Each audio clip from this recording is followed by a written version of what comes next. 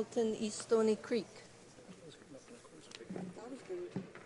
Thank you, Madam Speaker, and I'm pleased to rise today to speak to this particular NDP motion.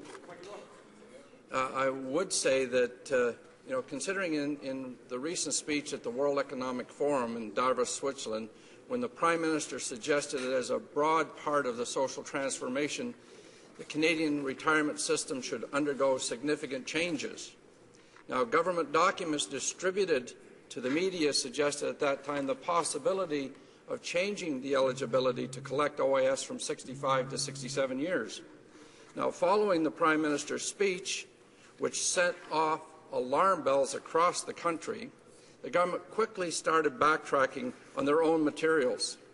Out came the almost obligatory cover statement assuring Canadian seniors that there will be no changes to the present benefits currently received by Canadian seniors. In addition, the government also repeated that the Canada Pension Plan was fully funded and in need of no change. Now, Mr. Speaker, all I can say is that this is a rather classic, tried-and-true Conservative tactic. Don't worry, seniors. We'll never sell you out. You'll be just fine. It's your kids and your grandkids. Those generations behind you will have to face the burden of our cuts. But don't you worry. You're okay. Well, Mr. Speaker, unfortunately for the Prime Minister and this government, Canadian seniors aren't buying any of this. Conversations I have heard over the last few months from government circles, from certain academia, from the mainstream media seem to have been telling Canadians that prepare to work until 70 years of age. These trial balloons reminded me of a bully who, with a clenched fist, says, "You're going to have to work till you're 70 years old." And then he smiles, "Don't worry, I'm just kidding. You'll only have to work to 67. Of course, you're supposed to feel relieved at that point. And somehow, Canadians are supposed to believe that they're doing them a favour. Well, I can tell you, Madam Speaker, that this government isn't going to do our seniors any favours when it comes to their pensions. Instead of tearing down our cherished retirement security program, New Democrats have been working hard for 3 years putting together a retirement security program designed to ensure that all Canadians are able to retire with dignity. To that end, Madam Speaker, we proposed a phased-in of a doubling of the CPP over an extended period of time so that generations to come will have more of a sense of a foundation to retire on. Part of our plan will eliminate poverty among seniors by increasing the guaranteed income supplement.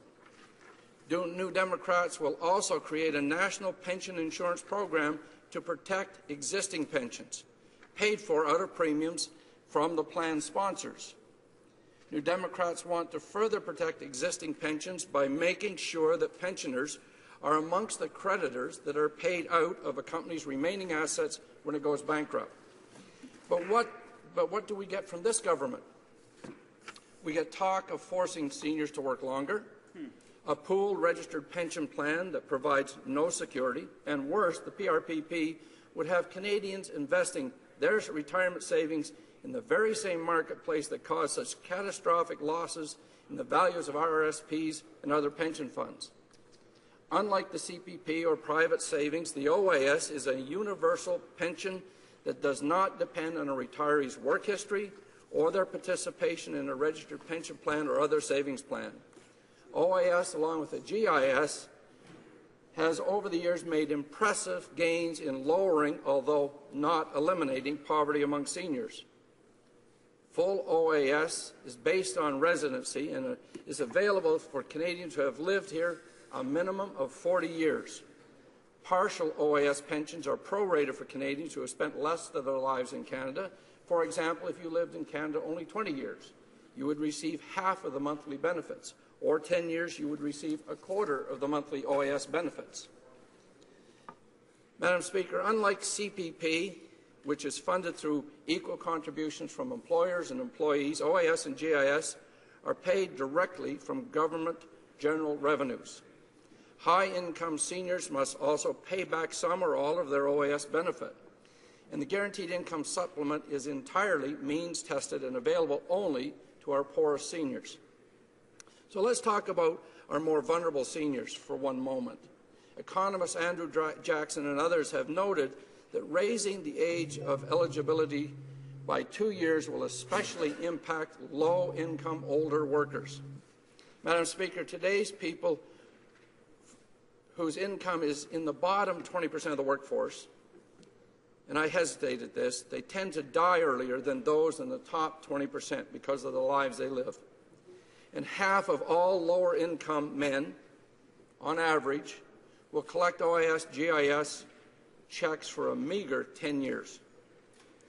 Raising the retirement eligibility by 2 years would also have a negative impact on persons 65 and closing in on 65 who are in poor health and have difficulty working. And Madam Speaker, at what cost? The latest actuarial report on the OAS GIS projects that the number of recipients will increase from 4.9 million today to 9.3 million in 2030. But the increase in total cost that is projected is actually much, much more modest. Today's current level of 2.5% of GDP would become 3.5% in 2030. That is because our economy will continue to grow. Well, I would suggest, Madam Speaker, that a cost of under 1% of GDP is a very, very small price to pay for maintaining basic retirement levels for all Canadians, especially the 1 in 3 seniors who have low incomes. Madam Speaker, because many of these low-income people are senior women who are not part of the paid labour force,